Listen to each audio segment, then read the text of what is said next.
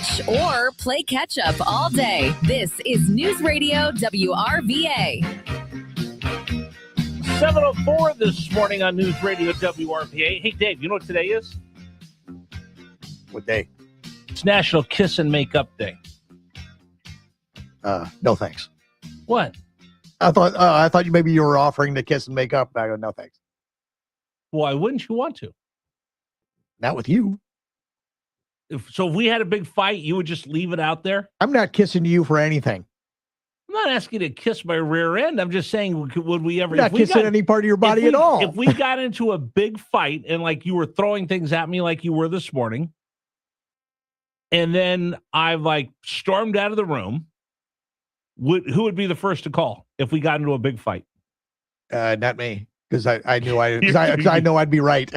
Because you're too stubborn. That too.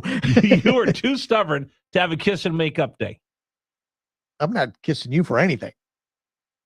You know what? I might make that our I haven't put out our Facebook question of the day. I might do that.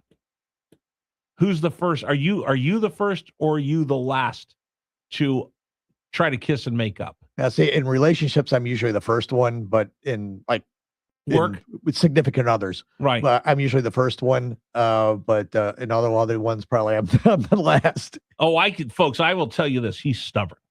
Oh, we're going to talk about this in the in our Facebook live post game wrap. How stubborn Super Dave is, because you have super fans. They want Super Dave news. I'll be the first one to admit I'm stubborn. Yeah, it's all my mom's fault because she's stubborn too. Kiss and make up day. All right, I'm going to actually have to try to apologize to people because I'm going to say some things that are going to hurt your feelings right now. How many of you have kids that play sports? How many of the kids said, can I play? Will you please sign me up? Versus how many of you signed your kids up and told them they were going to play a sport?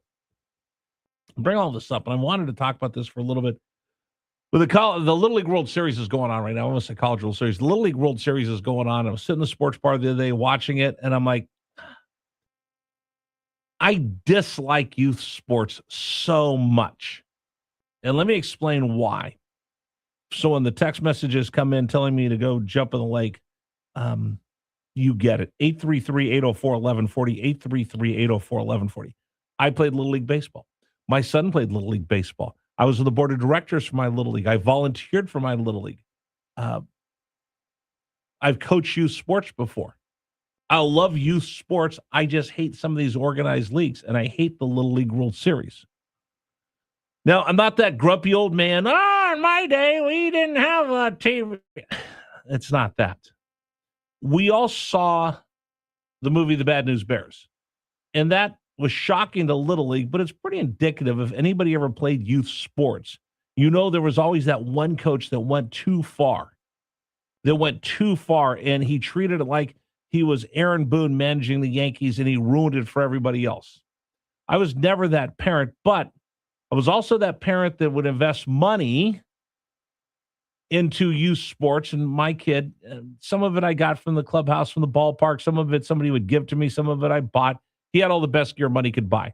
But you know what money can't buy? Is talent and ability. And he was okay. He got as far as playing Division III basketball or Division III baseball only because he's left-handed. Nothing comes out of his hand straight. Couldn't break a window if he hit it with a pane of glass. But everything moves, and he has no idea where the ball's going. He just knows that nobody can hit it because it's never straight and it's so slow. Just throws nothing but junk up there. Not on purpose. That's the way he throws because he's left-handed. So I will tell you this. I was a horrible, horrible Little League father. I could not coach him. I had no patience. I was a horrible father.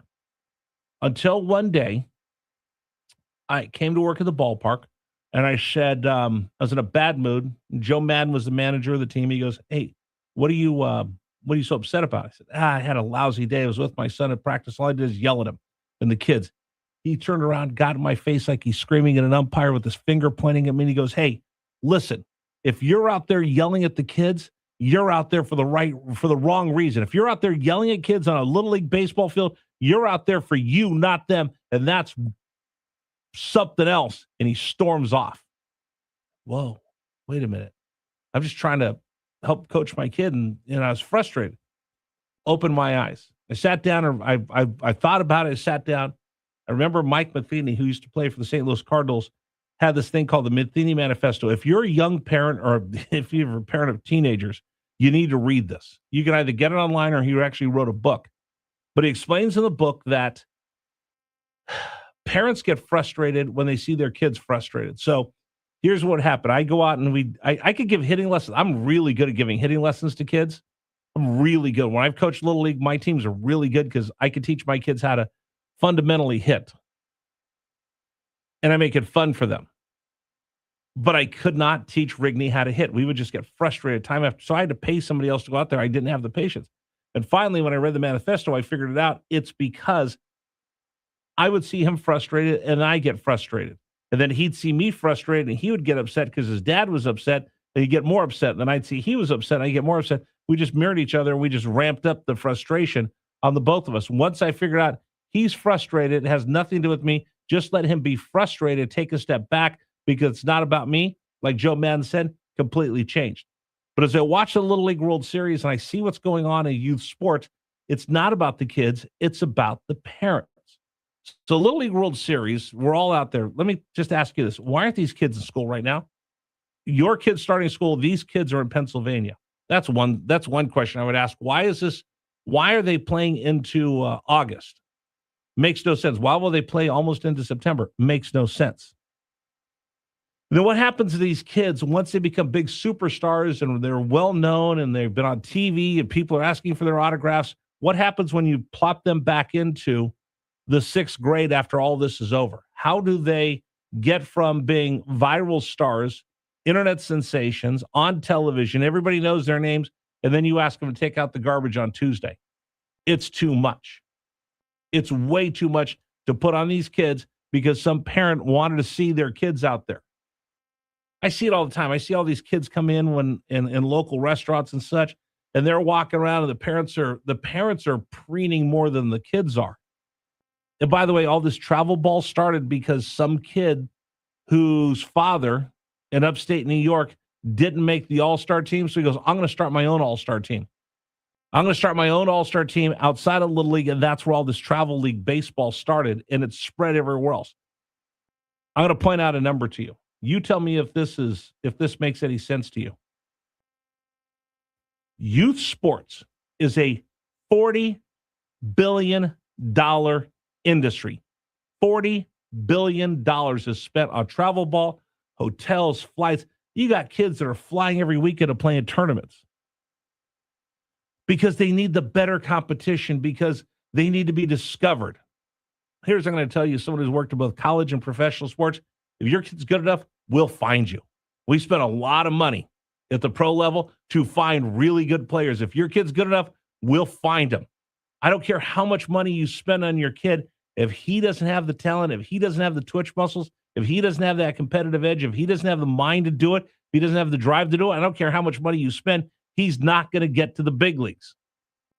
And by the way, if you want to talk about how many kids actually make it,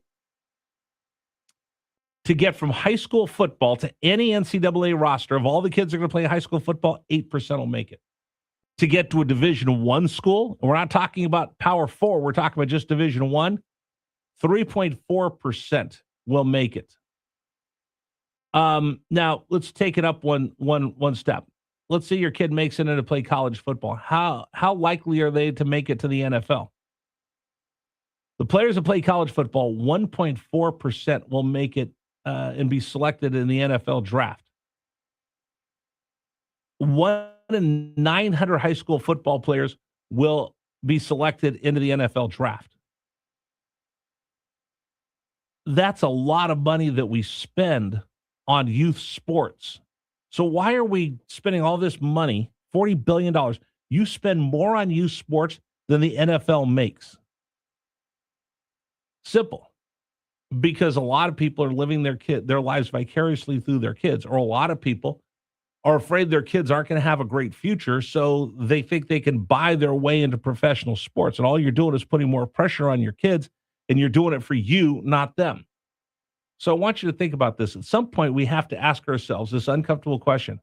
Is this still about the kid, or has it become all about us when it comes to youth sports? when you're out there at the high school football game and you're yelling and screaming like a maniac and you're cursing at the officials, do you think your kid's looking over the shoulder telling the rest of his buddy, yeah, you see that mom up there screaming and she's red-faced and she's throwing things and she's fighting with the other parents? Yeah, that's my mom. Mom, I love you. I'm so proud of you. You think the dad who's standing there after the game screaming at the coach because Johnny didn't get into the game, do you think as the kids are standing there walking off the field, he's looking at his buddies, yeah, hey, that's my dad over there chewing out the coach because I didn't play. Although I didn't show up for practice for 3 days and I was late and I've got a bad attitude, my dad's over there airing out the coach. Yeah, that's right. That's my dad. That's my pop talking about me. You think your kids actually say that, or do they look like, oh, hey, whose mom is that? I don't know. Whose dad is that? Dad, stop it. You're embarrassing me. I just wanted to put that out there. That if you have the means, you're out there, are you doing it for the kid or are you doing it for you? Something to think about with all the high school sports that are about to start right now. If you're out there traveling, are you doing it for them? Or are you doing it so you can walk around with that cup that says baseball mom, softball mom, football dad? Or are you doing it because they're getting something out of it? They're learning something. They'll become better people. They'll become better fathers, better parents, better moms in meaningful parts of our society. Are you doing it because you like getting all the custom gear with your kid's name on it? 833-804-1140, 833-804-1140. And I am ready for everybody to yell and scream at me. They've got to go out and play. Here's what I'll tell you. I've been in the room when the draft's being held. Nobody ever said, wow, we got to draft this guy right now in the third round. He played 12-year-old travel baseball. We need to draft him right away. And you're not going to find anybody else on the radio who will ever be able to tell you that, because very few people have ever been able to be into a draft room while it's actually going on. I have. I'll flex on you right there.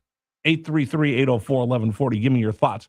Coming up on the program, Tom Garrett's going to join us. And then I want to talk about data centers as well. 833-804-1140. I know I just kicked this hornet's nest and people are going to be mad at me, but it's something that somebody needs to tell you. It's an uncomfortable conversation, but we'll have it here on Richmond's Morning News. 833-804-1140. Let's see. Today's program brought to you in part by my friend Michael Greer, GreerFinancialGroup.com. Now, this is important. We talk about who handles your money, who looks after your money, who's the steward of your money. Right now is the Treasury Department